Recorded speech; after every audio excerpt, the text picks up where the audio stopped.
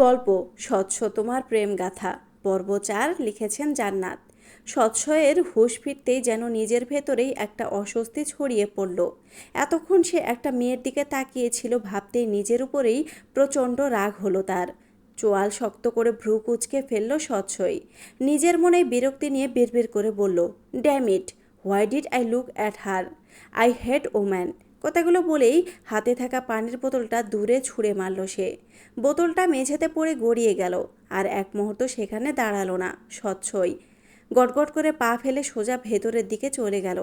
তার প্রতিটি পদক্ষেপেই যেন নিজের উপর জমে থাকা রাগটা প্রকাশ পাচ্ছিল। অন্যদিকে তুয়া এসবের কিছুই জানে না। ফজরের নামাজ শেষ করে কিছুক্ষণ কোরআন তেলাওয়াত করার পর প্রতিদিনের মতোই ছাদে এসে দাঁড়িয়েছে সে। ভোরের নরম আলোয় চারপাশটা তখন ধীরে ধীরে জেগে উঠছে। পূর্ব আকাশে সূর্যের হালকা আভা ছড়িয়ে পড়েছে। মৃদু বাতাস এসে তোয়ার ওড়নার আঁচলটা আলতো করে দুলিয়ে দিচ্ছে। ভোরের সেই স্নিগ্ধ পরিবেশ দাঁড়িয়ে তোয়ার মনটাও যেন অদ্ভুত এক প্রশান্তিতে ভরে উঠল। নামাজ আর তেলাওয়াতের পর প্রতিদিনই কিছুক্ষণ ছাদে দাঁড়িয়ে থাকে তোয়া। ভোরের নির্মল বাতাস, পাখিদের কিচিরমিচির আর ধীরে ধীরে আলোয় ভরে ওঠা আকাশ, এই ছোট্ট সময়টুকু তার ভীষণ প্রিয়। তুয়া চোখ মেলে আকাশের দিকে তাকালো। তার অজান্তেই ঠোঁটের কোণে ফুটে উঠল মৃদু এক হাসি। কিন্তু সে জানতো না, এই শান্ত ভোরের মুহূর্তটুকুই তার আর স্বচ্ছয়ের জীবনের খুব শিগগিরই এক অদ্ভুত পরিবর্তনের সূচনা করতে চলেছে। স্বচ্ছয় ভিতরে ঢুকতেই অরিন এগিয়ে এসে তার সামনে দাঁড়ালো। ঠোঁটের কোণে মিষ্টি হাসি, চোখ জুড়ে যেন অদৃশ্য কোনো প্রত্যাশা। স্বচ্ছয় ভ্রুকুচকে একবার তার দিকে তাকালো।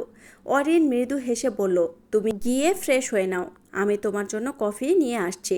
স্বচ্ছয়ের মুখের গাম্ভীর্য একটুও কমল না, বরং গলায় ফুটে উঠল স্পষ্ট অনাগ্রহ। তার কোনো প্রয়োজন নেই, কথাটা বলেই আর এক মুহূর্ত দাঁড়ালো না স্বচ্ছয়। গম্ভীর মুখে সিঁড়ি বেয়ে উপরে উঠে যেতে লাগলো। অরিন সেখানে দাঁড়িয়ে রইল। স্বচ্ছয়ের চলে যাওয়ার দিকে অপলক দৃষ্টিতে তাকিয়ে তার ঠোঁটের হাসিটা আরও গভীর হলো। মনে মনে ধীরে ধীরে বলল, তুমি তো আমারই হবে স্বচ্ছয়। যতই আমাকে এড়িয়ে যাও না কেন, একদিন তোমাকে আমার ভালোবাসার কাছে হার মানতেই হবে, কারণ তোমাকে আমি ভীষণ ভালোবাসি। তার চোখে তখন ভালোবাসার সঙ্গে মিশেছিল একরাশ জেদ, স্বচ্ছয়কে পাওয়ার জেদ।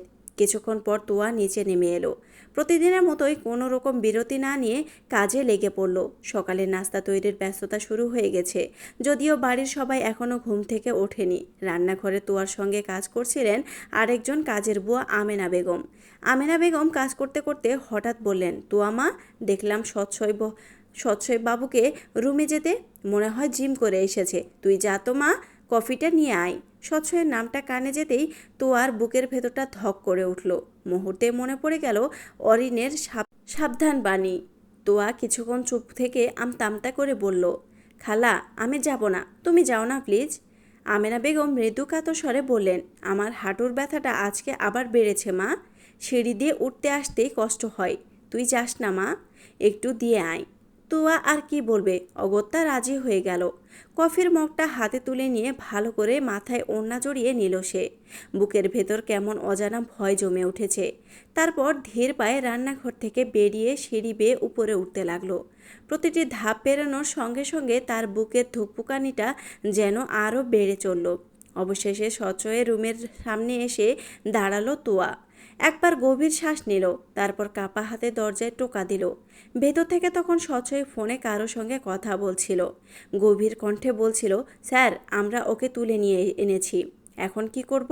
ওপাশের ব্যক্তির কথা শুনে স্বচ্ছয় কিছুক্ষণ চুপ থেকে বলল, ওকে কিছুক্ষণের জন্য খাতির যত্ন করো, আমি আসছি। কথাটা বলেই ফোনটা কেটে দিল সে। ঠিক তখনই দরজার আবার মৃদু টোকার শব্দ হলো।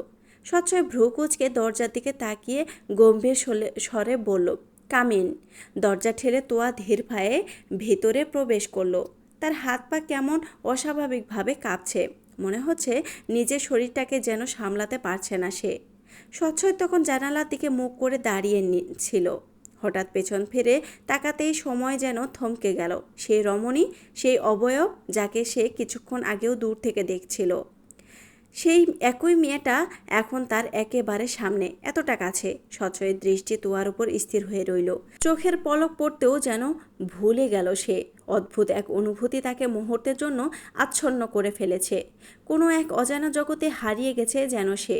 তোয়া মাথা নিচু করেই কাপা কণ্ঠে বলল, আপনার কফি? কিন্তু সচ্ছয়ের কোনো প্রতিক্রিয়া নেই, সে শুধু তাকিয়েই আছে। তোয়া অস্বস্তিতে আরও নিচু নিচু করে ফেলল মাথা। কয়েক সেকেন্ড অপেক্ষা করেও কোনো উত্তর না পেয়ে আর কিছু বলল না। চুপচাপ এগিয়ে গিয়ে টি টেবিলের ওপর কফির মগটা রেখে দিল। তারপর এক মুহূর্ত সেখানে দাঁড়িয়ে না থেকে দ্রুত পায়ে রুম থেকে বেরিয়ে গেল। দরজাটা বন্ধ হওয়ার শব্দে যেন সচ্ছয়ের ঘোর কাটল। হঠাৎ তার চোখে মুখে বিরক্তি ফুটে উঠল। সে দাঁত চেপে রাগী স্বরে বলে উঠল, ওই মেয়ের সাহস কি করে হলো আমার অনুমতি ছাড়া চলে যাওয়ার? তার কণ্ঠে অকারণ রাগ। আমার কাজের ব্যাঘাত ঘটানোর সাহস কি করে হলো? কথাটা বলেই টেবিলের উপর রাখা কফির মগটার দিকে তাকালো সে। পর মুহূর্তে প্রচণ্ড রাগে মগটা তুলে মেঝের দিকে ছুঁড়ে মারল। ঝনঝন শব্দে কফির মগটা ভেঙে চুরমার হয়ে গেল। কিছুক্ষণ স্থির হয়ে দাঁড়িয়ে রইল সচ্ছয়। তার বুকের ভেতরটা অদ্ভুতভাবে অস্থির হয়ে আছে। কিন্তু কেন, কী কারণে, সেটাই তো সে নিজেই বুঝতে পারছে না। নিজের কপালে হাত রেখে চোখ বন্ধ করল সচ্ছয়। মনে হলো নিজের কাছেই নিজেকে আজ ভীষণ অচেনা লাগছে। একটা সাধারণ মেয়ে তার মনে এতটা অস্থির তৈরি করছে কিভাবে? উত্তরটা তার জানা নেই, আর সেই অজানা উত্তরটাই যেন তাকে আরও বেশি উন্মাদ করে তুলছে। তোয়া সচ্ছয়ের রুম থেকে বেরিয়ে আসতেই দ্রুত পায়ে করিডোর ধরে এগিয়ে গেল। বুকের ভেতরটা যেন ধুকপুক করে ছুটছে। কয়েক মুহূর্তের জন্য সত্যি মনে হয়েছিল তার দম বন্ধ হয়ে আসছে। দরজার বাইরে এসে থামতেই তোয়া জোরে জোরে শ্বাস নিতে লাগলো। বুক উঠানামা করছে দ্রুত। কপালে বিন্দু বিন্দু ঘাম সচ্ছয়ের। সেই কঠিন দৃষ্টি আর গম্ভীর কণ্ঠস্বর যেন এখনও তার কানে বাজছে। ঠিক তখনই আচমকা কারো হাতের জোরালো চড় এসে পড়ল তোয়ার গালে। অপ্রস্তুত তোয়া কয়েক মুহূর্তের জন্য একেবারে স্তব্ধ হয়ে গেল। মাথাটা ঝাঁকিয়ে উঠল, গালটা মুহূর্তেই জ্বালা করে উঠল। ধীরে ধীরে মুখ তুলে সামনে তাকাতেই দেখতে পেল অরিন। রাগে অরিনের চোখ দুটো যেন রক্তবর্ণ ধারণ করেছে।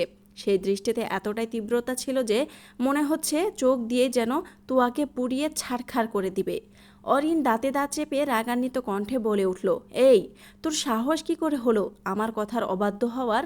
তোয়া হতভম্ব হয়ে গালে হাত রাখল। কিছু বলার আগেই অরিন আবার বলে উঠল, তোকে নিষেধ করেছিলাম না সচ্ছয় ভাইয়ার সামনে যেতে? তারপরও তুই কেন গেলি? তোয়া নির্বাক হয়ে তাকিয়ে রইল। অরিন এক পা এগিয়ে এসে তীক্ষ্ণ দৃষ্টিতে তোয়াকে উপর নিচে পরখ করে নিয়ে ঠোঁট বাঁকিয়ে বলল, নাকি তোর এই রূপের জোরে সচ্ছয় ভাইয়াকে ফাঁসানোর চেষ্টা করছিস? তোদের মতো মেয়েদের আমি ভালো করেই চিনি। চেহারায় সরলতার মুখোশ পরে ভেতরে ভেতরে কি খেলা খেলিস সেটা আমার অজানা নয়। অরিনের প্রতিটি কথায় অপমানের তীব্রতা। তোয়ার চোখের কোণে পানি জমে উঠল। চড়ের ব্যথার চেয়েও বেশি কষ্ট দিচ্ছিল অরিনের কথাগুলো।